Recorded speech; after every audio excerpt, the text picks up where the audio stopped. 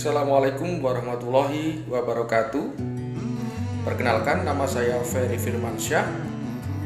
Saya guru sejarah Indonesia, salah satu peserta mahasiswa PPG dalam jabatan di Universitas Riau, angkatan ketiga tahun 2020. Kali ini saya akan menunjukkan proses pelaksanaan dan perekaman video pembelajaran secara daring yang hari ini saya laksanakan pada tanggal 30 November 2020, tepatnya hari Senin, dan berlangsung pada pukul 08.00 waktu Indonesia Barat atau pukul 8 pagi. Untuk itu silakan Bapak Ibu menyaksikan video yang akan saya hadirkan. Tentunya kritik, saran dalam pembuatan video saya akan sangat saya butuhkan demi evaluasi dan refleksi saya dalam pelaksanaan pembelajaran daring yang akan saya laksanakan di masa pandemi saat ini. Tujuan pembuatan video ini adalah penentuan tugas ya, terutama tugas pembuatan video pelaksanaan pembelajaran ujian kinerja. Silakan Bapak Ibu menyaksikan video yang akan saya tayangkan berikut ini. Dari saya akhiri, wassalamualaikum warahmatullahi wabarakatuh.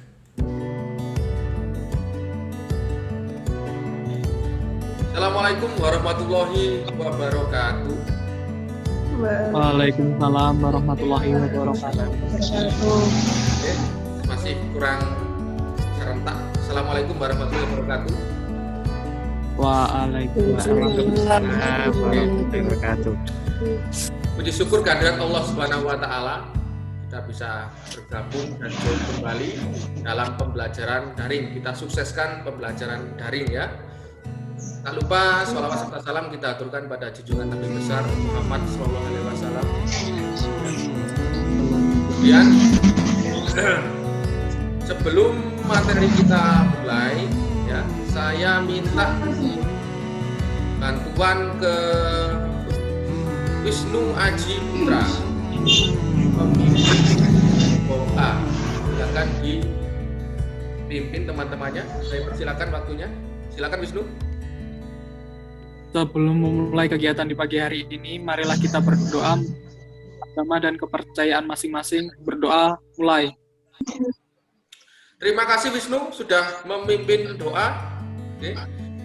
Seperti Sama-sama. biasa ya, di grup WA atau grup WhatsApp yang sudah saya bentuk mulai dari kelompok 1 sampai dengan kelompok 5, anggotanya yang belum bisa hadir atau belum bisa join, entah itu karena kendala atau permasalahan, silakan diketik di grup atau di WhatsApp grup ya, biar tahu. Kalau kan nanti kita memetakan mana yang memang ada kendala, mana yang tidak. Sebelum saya lanjut, tolong di mute ya, biar nanti tidak mengganggu kualitas suara. Harus mengetahui apa yang harus kalian kuasai. Yang pertama, yang di poin 3.4.1 menjelaskan latar belakang era demokrasi terpimpin, kemudian menganalisis tantangan, ancaman dan keberhasilan kehidupan politik bangsa Indonesia pada masa demokrasi terpimpin. Ya. Kemudian 4.4.1 melakukan penelitian sederhana tentang dinamika politik masa demokrasi terpimpin dalam bentuk peta konsep. Ya. Nah, mesti kamu bertanya, apa sih demokrasi terpimpin itu? Nah, kok di sini ada gambar Presiden Soekarno? Nanti saya akan kasih pertanyaan. Oke. Setelah Pak, yang lain si OTW, Pak. tujuan pembelajaran. Oke, tujuan pembelajarannya bisa kalian lihat ya. Melalui model problem based learning, jadi kalian nanti tak kasih permasalahan, bisa kalian diskusikan via WhatsApp group, ya, dan media YouTube serta PowerPoint, ya. Kalian diharapkan menjelaskan latar belakang era demokrasi terpimpin dengan benar, ya. Kemudian menganalisis tantangan dan keberhasilan kehidupan politik bangsa Indonesia pada masa demokrasi terpimpin dengan benar. Kemudian melakukan penelitian sederhana tentang dinamika politik masa demokrasi terpimpin dalam bentuk peta konsep dengan benar. Oke. Halo, bisa diikuti suara Pak Ferry? Bisa. Oke. Sebelum kita membahas permasalahan tentang demokrasi terpimpin, apa itu demokrasi terpimpin? Nah, pasti bingung apa sih demokrasi terpimpin? Nah, sebelum kita melangkah lebih jauh tentang demokrasi terpimpin, alangkah baiknya kalian menyaksikan tayangan video berikut ini. Disimak yang baik, suaranya di mute. Kondisi politik demokrasi parlemen yang tidak stabil direspon Soekarno dengan mengeluarkan Dekret 5 Juli 1959. Dekret tersebut menjadi era baru demokrasi di Indonesia dengan berlakunya era demokrasi terpimpin.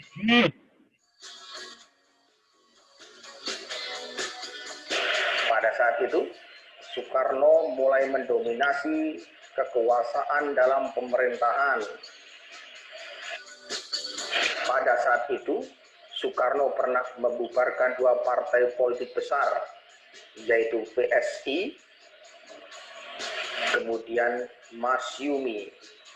Dua partai politik tersebut disinyalir terlibat dalam gerakan pemberontakan yang dilakukan PRRI atau Permesta.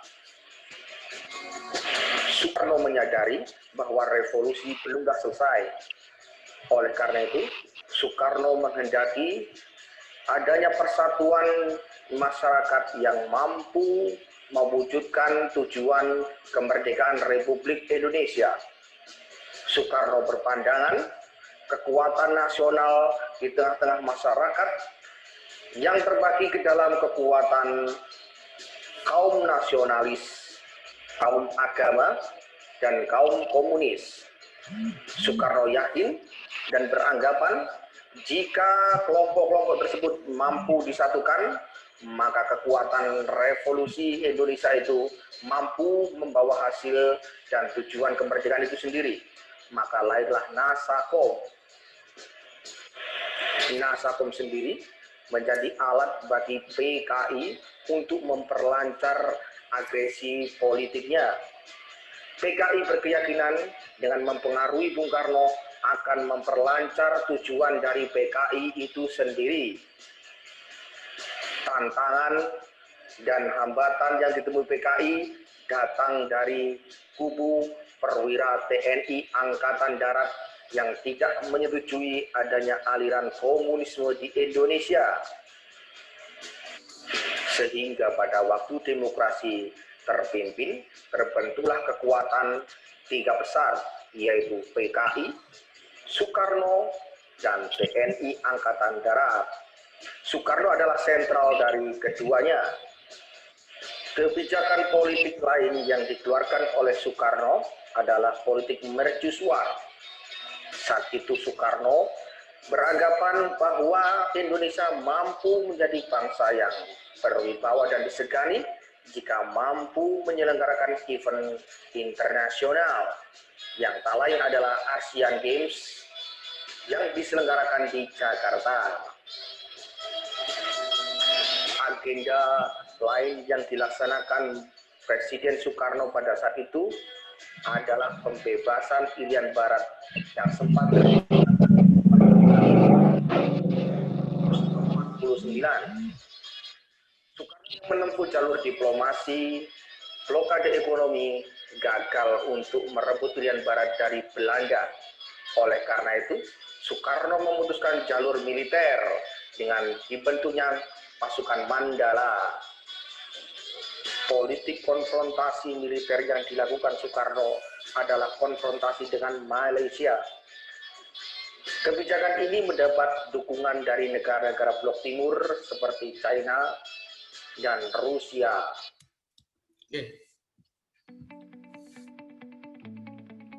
Oke anak-anak, itu tadi sedikit ya tayangan yang berkaitan dengan pengantar demokrasi terpimpin. Jadi ada gambaran umum tentang kondisi politik pada masa demokrasi terpimpin. Nah, sebelum saya menjelaskan lebih jauh dari gambaran video tadi, saya ingin bertanya, kira-kira demokrasi terpimpin itu pada saat itu yang berkuasa di Indonesia adalah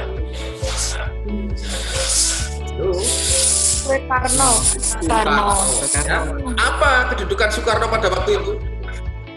Presiden. Presiden. Pada waktu demokrasi terpimpin dikenal istilah presiden. Presiden itu mengepalai atau mengetuai apa saja?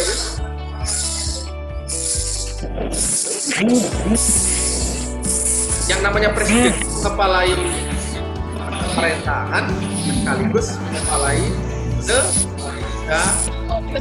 negaraan. Nah, ingat. Nah, setelah itu kalian bisa menyimak penjelasan Pak Ferry tentang demokrasi terpimpin dalam ya. Apa kualitas suaranya di YouTube. Oke. Sudah muncul PowerPoint-nya? Pak, ini gabung boleh nggak? Boleh, silakan. Boleh. Pak, saya gabung sama Aulia. Boleh. Sudah muncul PowerPoint-nya? Sudah. Sudah. Saya, Pak. Oke, saya lanjut. Ya, nggak apa-apa yang bergabung silakan, nggak apa-apa, nggak masalah. Oke, silakan disimak slide berikutnya. Oke, ini ada beberapa gambar. Ya.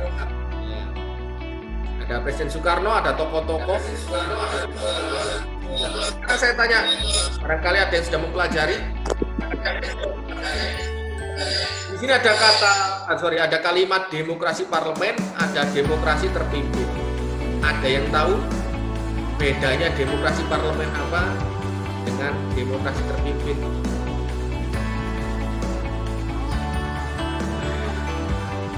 Barangkali ada yang tahu? Oke, ternyata masih belum ya. Oke. Demokrasi parlemen pada waktu itu pemerintahan kita itu mengenal dua pimpinan. Ya, di demokrasi parlemen itu kita mempunyai dua pimpinan. Satu kepala negara yang dipimpin oleh Presiden Soekarno, kemudian kepala pemerintahan yang dikenal dengan istilah Perdana Menteri. Itu memimpin kabinet ya. Nah, pada masa demokrasi parlemen, ya, kabinet itu sering jatuh berganti, jadi tumbang lagi. Nah, sekarang saya tanya, kalau pemerintahan itu saling gampang jatuh, ya, gampang ditumbangkan, kira-kira pemerintahannya bisa bangun apa enggak? Tidak. Kondisi politiknya nggak stabil, akhirnya ya nggak bisa bangun. Nah, oleh karena itu Presiden Soekarno melihat kondisi seperti itu prihatin dan khawatir, masa negara nggak bisa bangun ya. Nah, akhirnya Bung Karno mengeluarkan dekret Presiden 5 Juni. Ya, ada yang tahu isinya? Bisa kalian lihat di slide. Kembali lagi ke Undang-Undang Dasar 45. Oke, kan?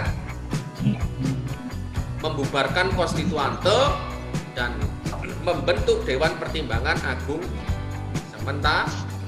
Itu gambaran dari 5 Juli 59. Oke, kalau sudah paham nanti bisa dipelajari ya.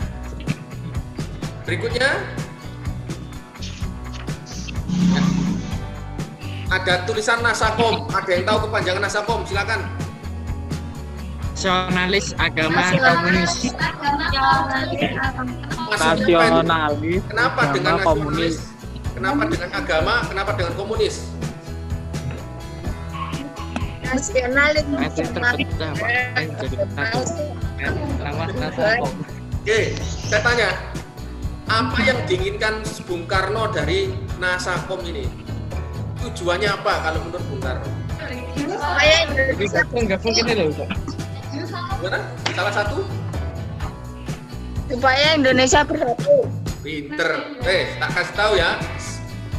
menurut Bung Karno, bangsa kita kan menjadi bangsa yang kuat, ya.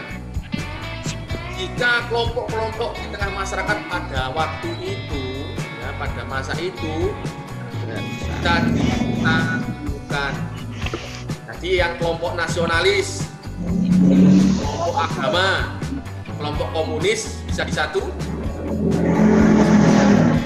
Karena saya tanya, yang bisa silakan jawab, sebutkan namanya. Pada masa itu kelompok agama diwakili oleh kelompok apa? NU. NU. Jawab NU tadi siapa? Yang jawab NU siapa? Dulu, yang jawab tadi siapa? Pinca, Pak. Nah,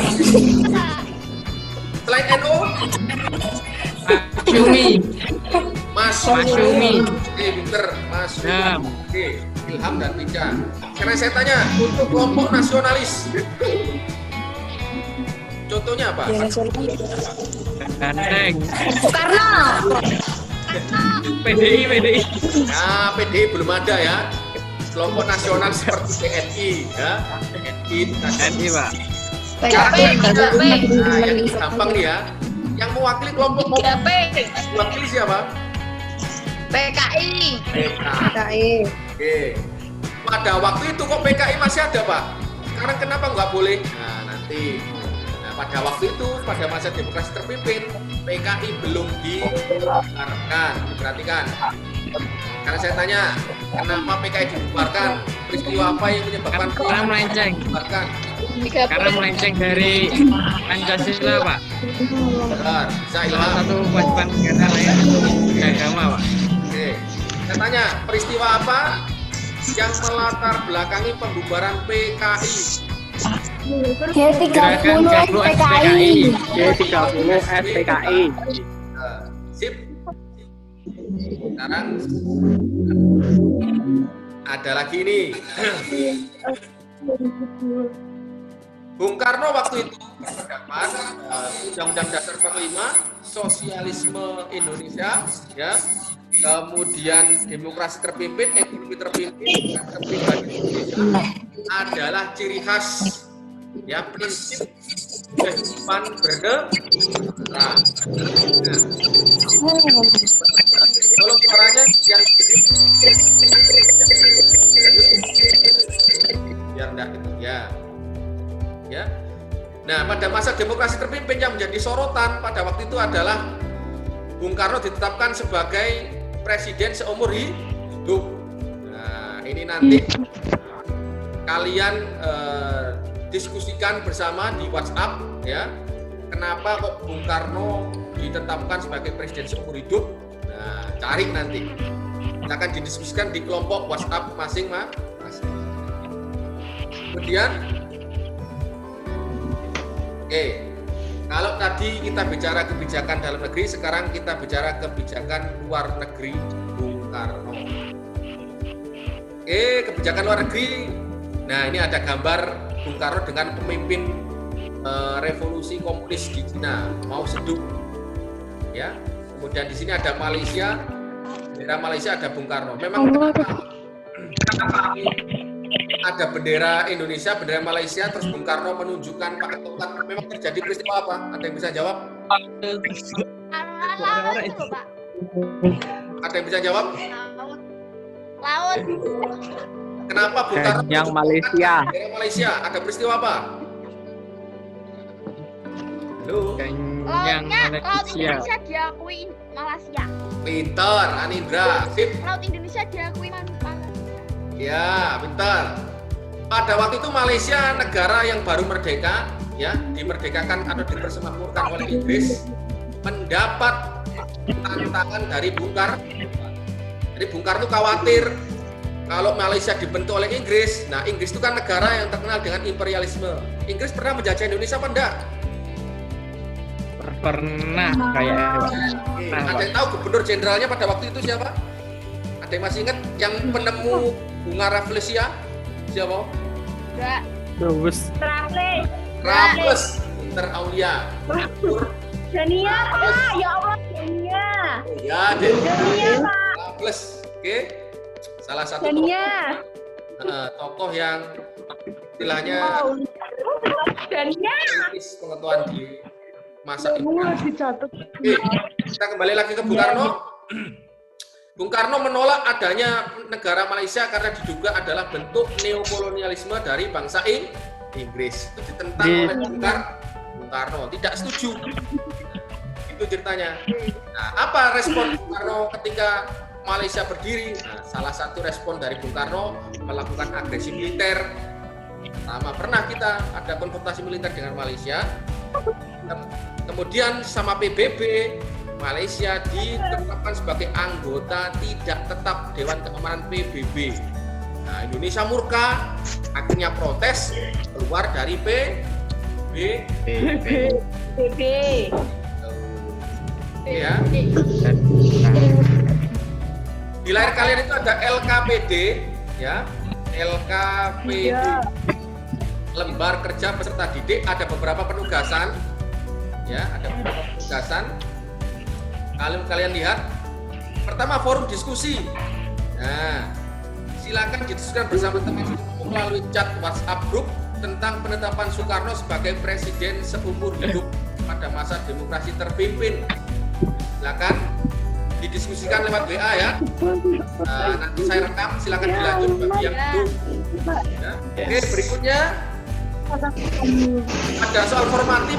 Nah, silakan nanti diakses, ada 4 soal dikerjakan. Kemudian di sini ada soal tes pengetahuan materi. Ada link. Nah, ini linknya. Saya copy, saya share ke WhatsApp kalian masing-masing, ya.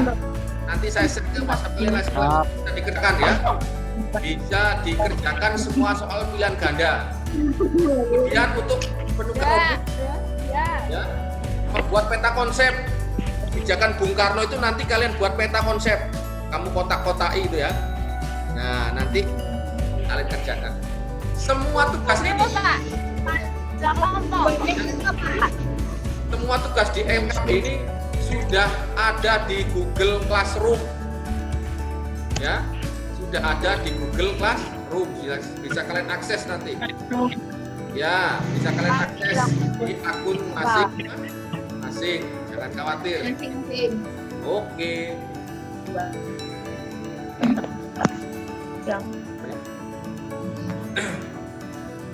Nanti linknya saya bagi, ya, linknya ujian tes pengetahuan saya bagi. Siapa mengerjakannya direkam, ya. Rekam layar, mengerjakan tes pengetahuannya di Google Form. Yang ini tugas Google-nya sudah ada di sini, silakan nanti. Oke, perhatikan, saya share linknya di grup, langsung dikerjakan. Boleh keluar Zoom dulu, mengerjakan tes pengetahuan, setelah itu direkam dan join. Silakan bekerja, saya share linknya.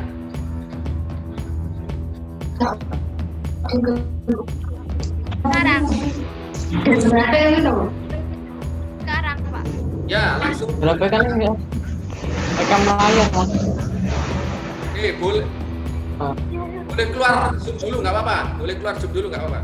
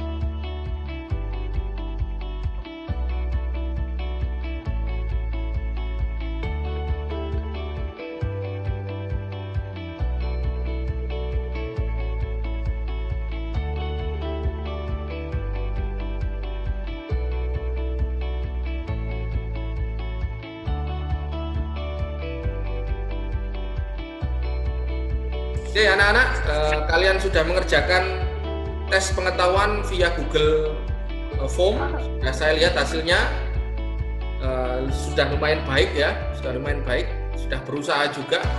Oke. Dari pembelajaran hari ini 30 November 2020 saya simpulkan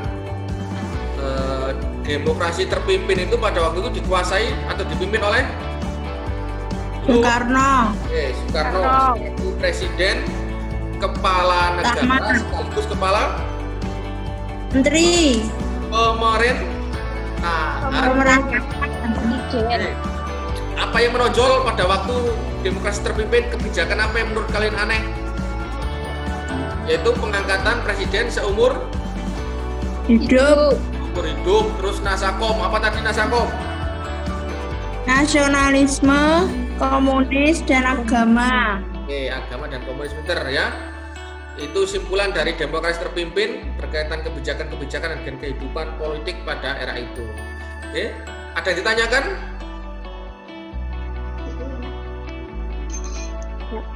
Tidak ada? Oke, kalau tidak ada saya butuh bantuan Salva. Halo Salva, fokus. Salva, pimpin doa, silakan.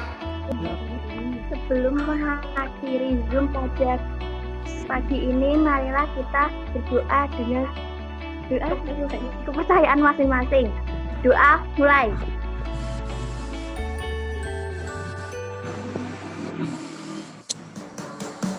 Doa selesai. Oke, saya ingatkan lagi ya, untuk penugasan di Google Classroom diselesaikan ya. Nanti ada diskusi webinar sudah jalan, kemudian formatif dan penugasan. Oke. Kalau sudah tidak ada yang tanyakan, saya ucapkan terima kasih sudah meluangkan waktunya untuk join di di Zoom meeting. Semoga kalian sehat selalu, ujiannya dilancarkan ketika penilaian akhir semester ya, dipersiapkan dengan Amin. Oke, salam untuk keluarga di rumah. Saya akhiri, wassalamualaikum warahmatullahi wabarakatuh. Waalaikumsalam. Oke, dadah. Dadah.